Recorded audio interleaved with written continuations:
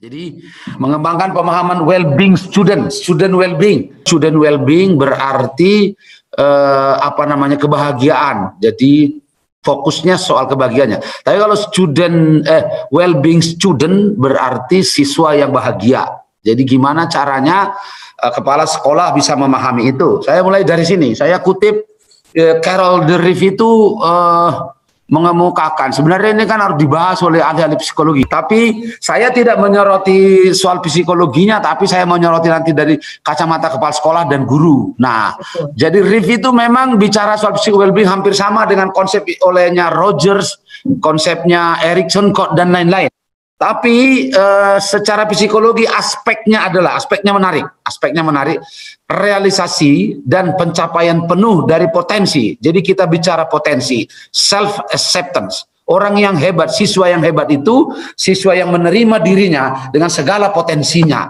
Jadi tidak perlu menjadi orang lain. Dia tahu betul akan dirinya dan dia tahu betul, yakin betul bahwa Allah memberikan potensi kepada dirinya.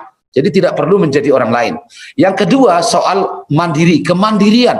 Jadi orang-orang yang bahagia itu, siswa-siswa yang bahagia itu punya kemandirian. Mandiri untuk berpikir, mandiri untuk bertindak. Kenapa? Karena dia berpikir dan bertindak secara kritis. Kenapa? Karena dia punya cukup pengetahuan untuk menganalisis, untuk menetapkan sesuatu.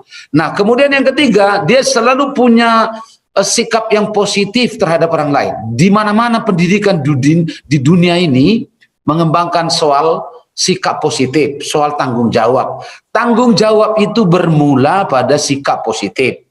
Yang paling mahal pada diri kita ini, pada diri siswa itu adalah respect to others. Begitu kita respect pada orang, maka orang lain pun akan respect pada kita. Kemudian dia bisa bersosialisasi dengan lingkungannya, menguasai lingkungannya. Dan dia jelas punya tujuan yang jelas. Kalau ditanya, kenapa kamu harus ke sekolah? Oh, karena saya pengen menjadi orang tanggung jawab. Karena saya pengen orang yang menjadi mandiri. Karena saya orang berkontribusi kelak nanti kepada bangsa saya. Dan bisa dia punya kapasitas untuk berkembang. Nah, sebaik-baik orang kan begitu. Siapa yang bisa berhasil itu? Kalau versinya Riff seperti ini, kalau versinya kita, siapa orang yang berhasil itu? Selalu berdoa dan menyandarkan diri, berharap pada Allah, pada Tuhan. Jangan berharap pada orang lain, karena akan kecewa. Dua, segala sesuatunya doa dilakukan dengan ikhlas. Tiga, belajar terus setiap hari, pasti. Menambah ilmu setiap hari. Empat, kerja keras. Lima, pastikan bahwa kita punya rencana. Bahwa seorang siswa itu dilatih hidupnya terencana dan terstruktur. Nah, berdasarkan itulah saya berpikir menggunakan buku yang ditulis oleh Stephen R. Covey ini, Begin with the End in Mind. Jadi jangan pernah memulai dari awal, mulailah dari akhir.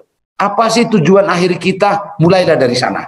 Karena kalau mulainya dari awal nanti belum tentu sampai pada tujuan akhir. Itu buku ini sangat menarik bagi saya, itu saya senang membacanya. Nah, paradigmanya begini sekarang. Bagaimana kita membangun paradigma guru, kepala sekolah, dan pengawas. Ada Bu Dina ini pengawas ini. Bagaimana cara membangunnya? Seluruh upaya kita begin with the end itu, seluruh yang kita pikirkan itu adalah kepentingan siswa. Siswa dan siswa. Pertanyaannya, mau dijadikan apa ini siswa ini? Dan apa pandangan guru terhadap siswa? Dan apa sebetulnya rumusan, kalau lebih teknis lagi saya bicaranya, dan rumusan kompetensi pada siswa itu. Sebab salah merumuskan kompetensi siswa, proses belajarnya tidak akan nyambung. Misalnya, kalau dirumuskan hanya pada kompetensi menerapkan, ya low order. Tapi kalau gurunya merumuskan CP, capaian pembelajaran, kompetensi siswa, tujuan, dituliskan mencapai level 6 tingkat berpikir, ya proses belajar akan sampai di sana. Jadi inilah siswa yang menjadi fokus kita, begin with the end. Kita pastikan bahwa semua urusannya adalah siswa. Itu kata Mas Menteri ya begitu. Nah, yang kedua, guru. Nggak bisa apa-apa siswa ini. Yang paling menentukan nasib siswa guru, orang tua. Kan itu, di rumah, di sekolah. Makanya apalagi di masa COVID sekarang, rumahku sekolahku. Dari rumah dia belajar di rumah. Makanya Pak Menteri itu sampai buat petunjuk bagaimana melakukan belajar di rumah. Nah, kemudian kepala sekolah, sebab kepala sekolah ini sangat menentukan. School is principal. Sekolah adalah kepala sekolah. Dan tema kita pagi ini adalah kepala sekolah. Bagaimana dia memahami student well-being dan well-being student. Nah, lalu pengawas seperti apa pengawas yang bisa? Karena yang bisa mengawal pendidikan kita ini pengawas. 1:10 rasionya, satu pengawas 10 sekolah. Berarti kita butuh berapa pengawas? Paling enggak 3.000 pengawas kita butuhkan. Dan kepala dinas pendidikan. Inilah orang-orang penting di Republik ini sebetulnya yang mengawas pendidikan itu, mengawal. Tak usahlah kita sampai ke Bupati Wali Kota dulu pagi ini. Kita sampai dinas pendidikan dulu. Bapak dan Ibu, apa yang ingin saya sampaikan? Bahwa Kadis bisa memberi arahan pada pengawas. Dia adalah narasumber. Pengawas kita ini Bu Dina ini adalah narasumber kita. Kalau narasumber seperti nara orang, sebagai sumber seperti keran. Begitu diputar Bu Dina ini sebagai keran, mengalir airnya. Jangan waktu diputar kerannya kosong, tak ada airnya. Guru-guru pun akan, kepala sekolah pun, bagaimana ini pengawas kita ini? Nah, tapi begitu pun kepala sekolah, dia juga narasumber bagi gurunya, motivator bagi gurunya. Begitulah guru kepada siswanya. Maka ketika siswa bertanya pada guru, guru menjelaskan. Guru menjadi contohnya. Ketika guru bertanya pada kepala sekolah bisa mencontohkan yang baik. Begitu seterusnya kepala sekolah ke pengawas dan seterusnya ini. Kalau kompetensi siswa dirumuskan ini, jangan sama kompetensi guru sebesar ini juga. Maka kompetensi guru menjadi sebesar ini. Berarti kompetensi kepala sekolah lebih dari situ. Jangan sama. Seluruh kompetensi siswa itu kepala sekolah tahu. Karena tidak ada yang tidak dicontohkan kepala sekolah baik untuk guru maupun kepala sekolah. Ini kompetensi pengawas. Dan dinas seperti ini. Itulah sebabnya di negara maju, di negara tetangga kita, siapa kepala dinas pendidikan, pengawas terbaik. Jadi kan ada 3.000 pengawas, kepala dinas kan butuhnya 570, ambillah dari 3.000 itu, pengawas-pengawas terbaik itu. Siapa itu pengawas? Kepala sekolah terbaik. Berapa jumlah kepala sekolah? Ya sebanyak sekolah. Sekolah kita 206.000, ya sebanyak itulah kepala sekolah. Pengawasnya cuma 3.000, ngambil 3.000 dari 206.000. Ya siapa itu kepala sekolah? Guru terbaik mestinya. Jangan pernah menjadi kepala sekolah kalau bukan guru terbaik. Karena waktu dia kepala sekolah nggak bisa mencontohkan. Jangan pernah pengawas kalau nggak pernah guru terbaik. Kenapa dia nggak bisa mencontohkan? Siapa itu guru? Siswa terbaik mestinya. Jadi begitu dia urut-urutannya. Nah inilah paradigmanya. Jadi kepala sekolah mencoba memahami ini. Well-being tadi. Self-acceptance. Orang-orang bahagia itu seperti itu dia. Punya self-acceptance, punya kemandirian, punya sikap selalu positif terhadap yang lain. Tidak pernah mencurigai siapapun. Dia selalu positif. Seburuk apapun kelakuan orang, dia positif melihatnya dulu. Jangan pernah merasa bahwa kita lebih baik. Suatu saat seorang guru menyuruh muridnya mencari yang lebih baik dari dirinya. Tak ketemu oleh muridnya.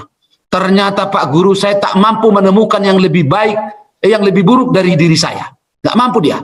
Jadi jangan pernah bersikap negatif pada orang. Karena kita pun tak mampu menemukan orang yang lebih buruk dari kita. Nah inilah pemahaman kepala sekolah yang harus dibangun. Bahwa murid ini sebenarnya harus diciptakan mengembangkan 6 hal itu. Karena itulah kepala sekolah disebut instruksional, punya instructional leadership. Dialah pemimpin pembelajaran itu. Dialah scientific leader, instructional leader. Nah oleh karena itu, apa yang harus dimiliki oleh kepala sekolah kalau dia instructional leader? Minimal dimilikinya 4 hal ini. Dia paham betul konteks kekinian pendidikan Indonesia dan negara lain. Konteks pendidikan Indonesia dia paham betul. Yang kedua, dia paham betul konteks perspektif profesi guru karena dia pembinanya bagi kepala sekolah. Yang ketiga, dia paham betul konteks kekinian suasana belajar di negeri ini, di sekolah. Yang keempat, dia paham betul konteks kekinian kompetensi lulusan Indonesia. Karena kita harus terus berbenah diri. Sebab level berpikir anak-anak Indonesia itu masih sampai level 3. Bahkan di bawah level 1 banyak. Level 1 berpikir itu sekedar mengidentifikasi informasi. Bisa dibayangkan Pak Jatnika di bawah mengidentifikasi informasi. Sekedar mengidentifikasi pun gagal. Berarti kalau bahasa Medannya hanya bisa memplototi informasi. Bagaimana itu? Jadi banyak. Nah kenapa negara-negara lain bisa sampai pada level berpikir? Kenapa saya senang menyampaikan level berpikir? Sebab kemajuan satu bangsa ditentukan oleh level berpikir generasinya. Semakin baik cara berpikir generasi, semakin cepat bangsa itu bangkit. Kenapa? Level berpikir mengantarkan orang selalu positif. Bicara dengan data, tidak hoax. Itu tergantung level berpikir generasi. Itulah yang mempercepat majunya satu bangsa. Oleh karena itu mahal level berpikir itu. Nah, sekarang saya ingin mengatakan begini, suasananya COVID. Nah, inilah pentingnya self-acceptance tadi itu. Inilah kemampuan kita menerima suasana itu. Obat tak laku sekarang di COVID ini. Yang laku itu daya tahan tubuh, hidup sehat, hidup bersih. Nah, rezim obat-obatan itu sudah masa lalu. Install cara berpikir, kata Pak Rektor IPB. Menginstall ulang cara hidup sehat. Install cara beragama. Coba dampaknya, kesehatan, ekonomi, pendidikan, pangan, kehidupan sosial. Tiba-tiba kita semua beribadah dari rumah. Sama semua agama, dari rumah. Nah, dulu kita kumpul-kumpul rame-rame beribadah. Sekarang install cara berpikir kita, dididik oleh COVID ini. Nah, kata Otto Scharmer itu, lihat ini. Untuk paradigma pendidikan itu, activate deep source of learning. Sudah ditinggalkan learner-centric, berpusat pada siswa. Sekarang bagaimana mengaktifasi sumber belajar. Lihat paradigma kesehatan, strengthening source of well-being. Jadi mengendorse, memperkuat bahwa dalam diri kita ini punya sumber-sumber untuk well-being. Semakin kita konsepnya bahagia itu semakin sehat. Jadi bergeser paradigma-paradigma itu. Kepala sekolah tahu betul akan itu. Lihat ini matriks kompetensi sekolah, kepala sekolah yang kita adopsi dari Australia. Betapa kepala sekolahnya, lihat. Kepala sekolah itu adalah sel-selnya personal qualities, social and interpersonal skills, vision and value, knowledge and understanding. Itu kepala sekolah. Di sebelah kiri itu apa? Dibuat, lihat, leading, teaching and learning. Jadi memimpin pembelajaran, developing self and other, mengembangkan diri sendiri dan guru lain. Jadi tanggung jawab kepala sekolah itu mengembangkan yang lain. Leading and improvement, innovation and change. Jadi kalau nggak ada di inovasi di sekolah itu, berarti tidak ada kepala sekolah di sekolah itu. Makanya dibilang tadi, school is principal. Sekolah adalah kepala sekolah itu sendiri. Kenapa? Lihat itu. Lihat sekarang. Leading, improvement, innovation, and change. Jadi kalau tidak ada perubahan apa-apa di sekolah itu, it means nggak ada kepala sekolah di sana. Lihat juga, leading the management of school. Dia langsung memimpin. Lihat itu, engaging. Jadi, and working with community. Lihat sel-selnya itu. Lihat selnya itu. Betapa tugasnya kepala sekolah itu. Ini makanya saya ilustrasi di 3 juta guru lulusan terbaik menjadi kepala sekolah dari guru terbaik, menjadi pengawas dari kepala sekolah terbaik, menjadi kepala dinas dari pengawas terbaik, menjadi guru dari siswa terbaik. Kalau itu lintasannya mungkin kita akan bisa ini. Nah, inilah arsitektur kompetensi siswa dan guru profesional itu. Berangkatlah dari ujungnya. Untuk apa orang datang ke sekolah? Untuk menjadi pembelajar yang sukses. Sebab kalau anak-anak Indonesia pembelajar yang sukses, berubah pun zaman, dia tetap survive. Tidak ada persoalan perubahan. Tapi bayangkan kalau dia menguasai kompetensi yang sekarang, nggak laku itu yang akan datang. Apa susahnya jadi guru? Kata Pak Nulian, berbekal masa lalu. Guru kita kan, kepala sekolah yang sekarang kan kuliahnya 15 tahun yang lalu. Bu Dina kan kuliahnya 15 tahun yang lalu.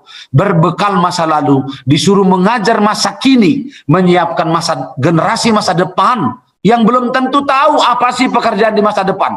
Begitulah rumitnya guru pada ruang dan tempat yang berubah-ubah. Berbekal masa lalu, mengajar masa kini, menyiapkan generasi masa depan dalam ruang yang berubah-ubah. Kalau guru bukan pembelajar, bagaimana jadinya? Kenapa? Karena bekalnya masa lalu. Jadi hanya guru yang pembelajar yang tangguh yang berhak mengajar. Kalau tak pembelajar, rasanya dia tidak bisa membuat siswa menjadi pemikir high order thinking skill tadi nggak akan dapat. Untuk apa dia ke sekolah? Individu yang percaya diri, warga negara, kontributor yang efektif. Setinggi-tinggi derajat manusia adalah punya kontribusi kepada orang lain, kepada alam, kepada negaranya, kepada bangsanya. Kalau nggak jelas kontribusinya, jadi apa itu orang? Nah, berarti dimulai dari mana? Kualitas pembelajaran. Makanya gurunya, lihat di sebelah kiri, Bu Dina, mempesona. Supaya gurunya mempesona gimana? Dia itu panggilan jiwa dan mengajar dengan kesepenuh hatian dan kemurah hatian. Tetapkan tujuan pembelajaran yang berpikir tingkat tinggi, menguasai advanced material. On top dari materi yang diajarkannya, dia bisa merancang pembelajaran berbasis TPEC. Dulu saya kuliah nggak ada TPEC ini. Beruntunglah guru-guru sekarang. Technological, pedagogical, and content knowledge. Dulu saya mengajar matematik, cukup menguasai matematikanya saja. Sekarang nggak laku guru matematik sebab menjadi guru matematik yang baik itu adalah interaksi 3 hal. Menguasai matematiknya, menguasai teknologinya. Karena matematik berinteraksi dengan teknologi, makanya technological content knowledge. Matematik berinteraksi dengan pedagogi, karena punya pedagogi sendiri. Tidak mudah. Dulu nggak ada. Sekarang kita bicara active learning, kita bicara CPD tadi. Bagaimana kalau saya tidak melakukan continuing professional development? Gak mungkin saya jadi guru yang baik, jadi kepala sekolah yang baik, karena zaman berubah terus. Bapak dan Ibu, saya kembali ke yang tadi itu. Bu Wei, kalau Bu Wei tidak keberatan, saya kasih inspirasi sejenak soal kemiskinan. Boleh ya Bu Wei ya? Kenapa? Karena menurut saya begini, kita dorong sekolah itu nanti jangan sampai ada lagi orang miskin di Indonesia. Negara kita kan kaya.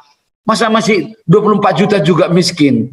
Jadi kalau di perguruan tinggi kan Bu Wei itu di level perguruan tinggi paling tinggi dikatakan bahwa perguruan tinggi itu harapan masyarakat, economic development. Bicara soal kesejahteraan, agent of economic development. Berarti pendidikan bicara soal kesejahteraan, well-being tadi kan gitu. Soal kebahagiaan. Nah, di level bawahnya itu pendidikan bicara soal transfer knowledge, transfer culture, transfer teknologi. Di bawahnya bicara soal riset, di bawahnya bicara soal pendidikan. Nah, berarti saya mau memberi inspirasi soal miskin ini karena jangan lagi ada nanti orang miskin kalau pendidikan kita ini sudah bagus. Ini jumlah orang miskin Bu Wei di Indonesia. Ini BPS 24,79 juta. Ingin saya mengatakan Bu Wei harusnya nggak sebanyak ini orang miskin melihat kayanya negeri ini. Mestinya ya. Kenapa? Kalau melihat situasinya, batas kemiskinannya juga cuma 458.000 Bu Wei. Berarti 30.000 satu hari. 15.000 satu hari. 5.000 sarapan, 5.000 makan siang, 5.000 makan malam. Nggak boleh pakai baju karena habis untuk makan aja. Kan jadi batas kemiskinan ini pun boleh dikatakan termasuk rendah juga. Itu pun masih 24 juta. Kondisi kayak gini nih menyedihkan kita sebetulnya. Kayaknya alam kita ini nggak mungkin ada seperti ini. Mestinya ya ke depan harapan kita seperti itu Bu Wei. Jadi ketika orang pendidikan, makanya betul kata John Dewey Bu Wei, education is life itself. Education is not preparation for life, but education is life itself. Jadi pendidikan itu adalah hidup itu sendiri. Kalau orang masuk di SMA, ada manfaatnya orang masuk SMA. Kalau orang masuk SMP, ada manfaatnya. Nah, lalu kenapa saya bilang kemiskinan paradoks? Lada nomor 1, lada hitam nomor 2. Sejak 17 tahun yang lalu udah kayak gini Indonesia, dan tak bergeser ini. Puli nomor 1, karet alam nomor 2, sin nomor 4, kayu lapis nomor 1, CPO nomor 2. Jangan-jangan CPO kita nomor 1 karena karet banyak di tangan rakyat dijual di sini. Ikan nomor 6, timah nomor 2, LNG number 1 in the world. Coba. Kan ini sebuah paradoks dengan jumlah miskin tadi itu. Ini juga luasnya laut, paradoks kan. Panjangnya pantai, tumbuh-tumbuhan, kayu segala macam. Dan segala jenis ada di Indonesia, budayanya, binatang apa yang gak ada, jenis budaya, biodiversity. Akar masalahnya Bu Wei di mana? Di sini akar masalahnya, di belajar. Situasi belajar kita di sekolah. Di sini bermula kemiskinan itu. Jadi jangan keberatan Bapak Ibu guru, mohon maaf, di sini bermulanya.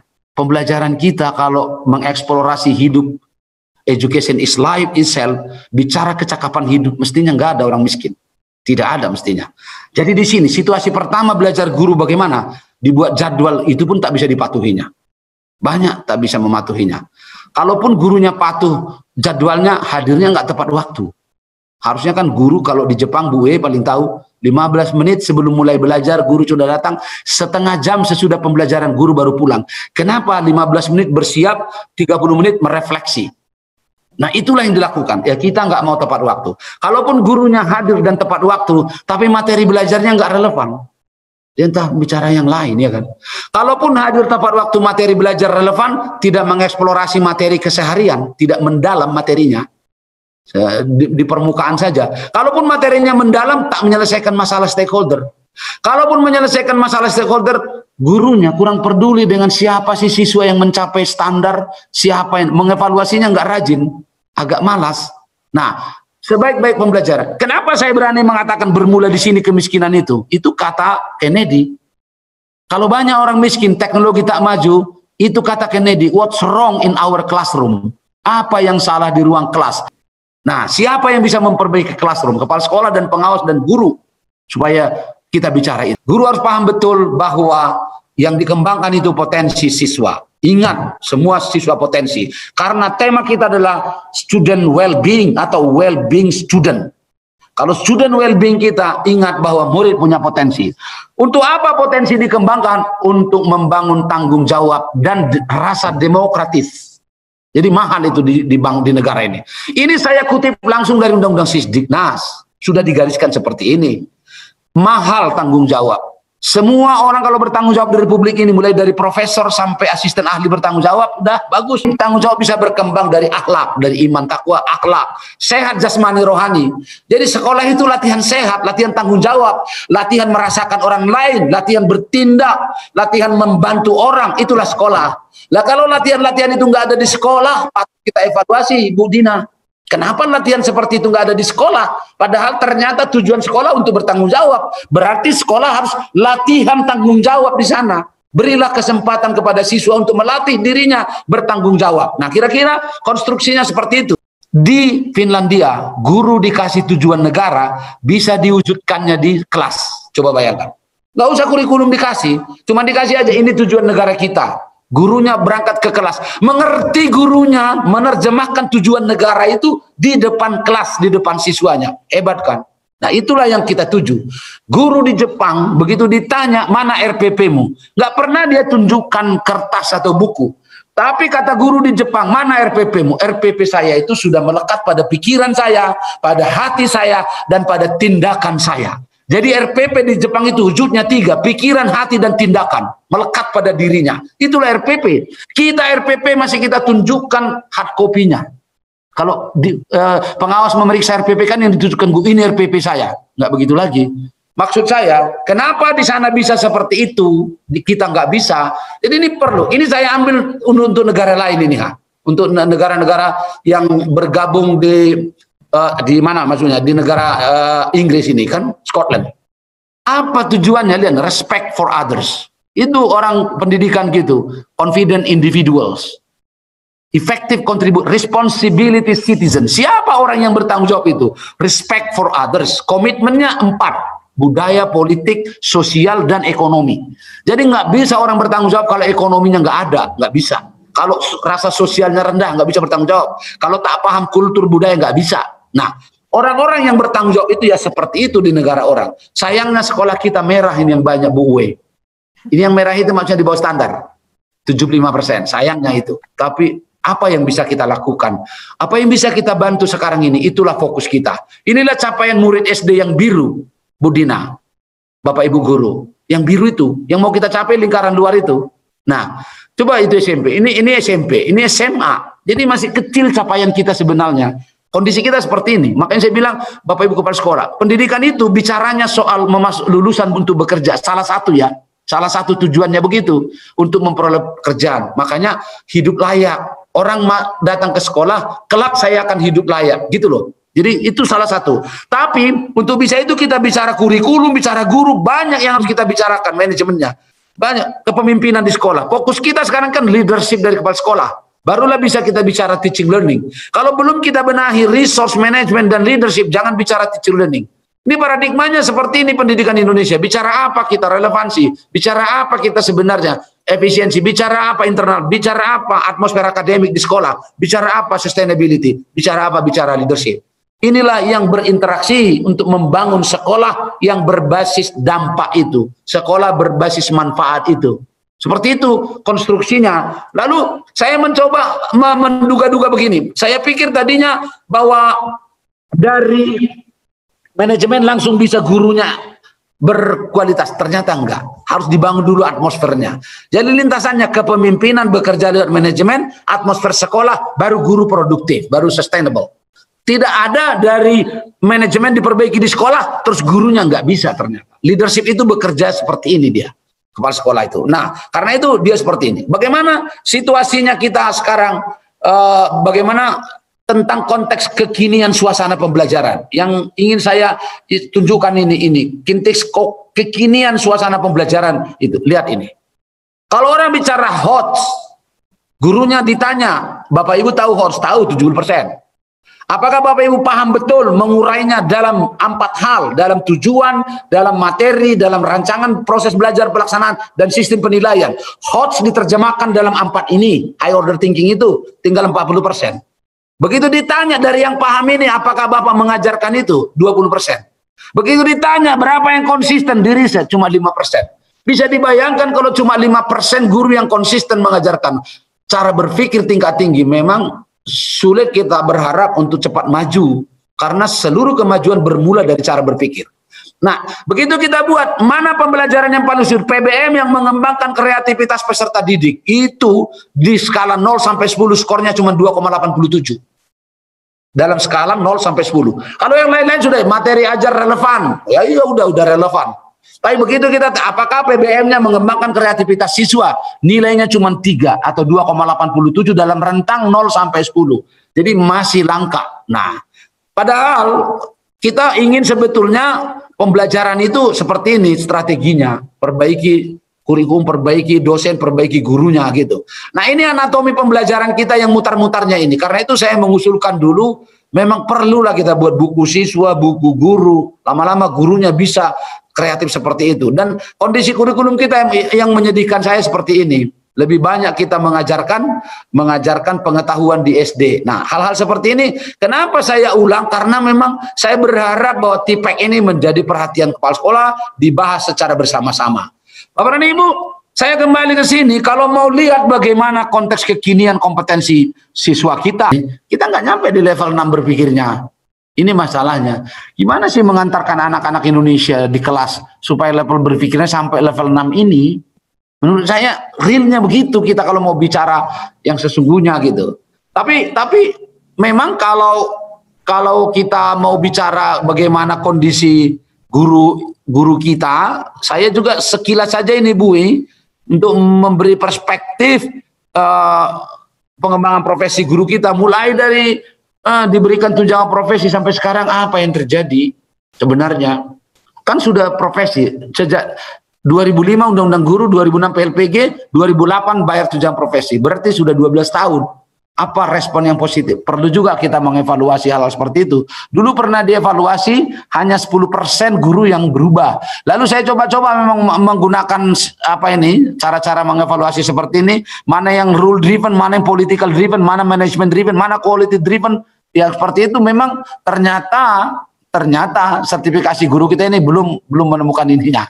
Oleh karena itu, kalau dikatakan standar-standar yang kita pakai ini udah bagus, udah bagus. Karena saya lihat Australia sama aja, kayak kita juga ini Australia. Oh saya lihat Finlandia sama aja. Berarti bukan standar atau konsep yang hebat, nggak hebat-hebat amat pendidikan orang itu. Yang hebat cuma satu, mereka itu sangat jujur, lebih jujur. Jadi yang membawa mereka negara maju itu soal kejujuran, bukan soal konsep. Kalau konsepnya nggak hebat-hebat amat, ternyata kita nggak kalah. Baik, yang terakhir yang ingin saya sampaikan adalah Pak Moderator, saya ingin kita nih kalau mau bicara apa yang dilakukan, kreativitas seperti apa yang diharapkan dari guru-guru kita, dari kepala sekolah kita, apalagi di era yang disebut dengan pandemik ini. Jadi saya itu meminjam teorinya Marjano itu begini, maunya ada perubahan habit yang betul-betul membudaya pada guru kita. Tapi alurnya seperti yang dikasih Marjano ini, harus bermula dari positif, persepsi yang positif dari guru. Selama tidak berubah mindset guru, tidak berubah value-nya, melihat profesi ini, memandang profesi ini, maka tidak produktivitas atau kualitas tidak akan bergeser. Nah, jadi bermula dari situ, karena kata Charles Darwin, it is not the strongest the species that survive, nor the most intelligent, but the one most responsive to change. In other words, adaptable for change. Jadi bagaimana kita berubah, bukan yang terhebat. Itu Charles Darwin seperti itu. Karena itu saya berharap bahwa nanti pertanyaan krusial seperti ini bisa kita jawab di sekolah. Jadi di sekolah itu mestinya bicara soal apa? Bicara soal value, problem solving, prosedural, konseptual, faktual. Cara berpikirnya abstraksi, algoritma, pattern matching dan dekomposisi. Apa yang harus dilakukan supaya kita berubah? Karena mengubah konsep, mengubah kurikulum, kalau tak mengubah orang, mengubah nilai, cara pandang, toh tidak akan memberikan apa-apa. Kalau begitu lintasannya kayak apa? Lihat. Berubahlah paradigma guru dulu, paradigma kita semua. Jadi memang begini, tidak mudah diucapkan tapi tidak mudah dilakukan. Setinggi-tinggi guru itu menganggap bahwa mengajar ini dalam rangka ibadah. Udahlah, udah tuntas kalau itu. Tapi jaranglah orangnya seperti itu. Di bawahnya pun jadilah untuk aktualisasi diri, kata Maslow. Di bawahnya ada juga untuk mencari tunjangan profesi. Salahkah? Sebenarnya tidak. Tapi serendah-rendah orang kan kalau sekedar tunjangan profesi itulah yang paling rendah. Yang paling tinggi yang tadi. Jadi 3 level guru itu harus berubahlah paradigmanya, cara pandangnya. Lalu integrasi nilai pada pembelajaran harus shifting paradigm. Kurikulum kita harus dirubah. Kompetensi, kapasitas. Jadi Bu Wei, ingin saya mengajukan, kurikulum kita harus bergeser dari kompetensi ke kapasitas. Kompetensi luntur Bu Wei. Tapi kalau kapasitas, mau kemanapun arah perubahan, kapasitas akan menyesuaikan diri. Jadi jangan lagi kurikulum berbasis kompetensi, tapi kurikulum berbasis kapasitas. Kedepannya harus seperti itu, kita rubah gitu. Lalu integrasi konten-konten baru menjadi penting, dan inovasi proses dan penilaian harus kita lakukan. Shifting paradigm dari guru harus dimulai sebenarnya. Kita akan menyambut Indonesia New Model of Teaching Learning kalau semua kita melakukan shifting paradigm ini. Itulah yang ingin saya sampaikan Pak Moderator. Terima kasih. Assalamualaikum warahmatullahi wabarakatuh. Selamat pagi, salam sejahtera kepada kita semuanya.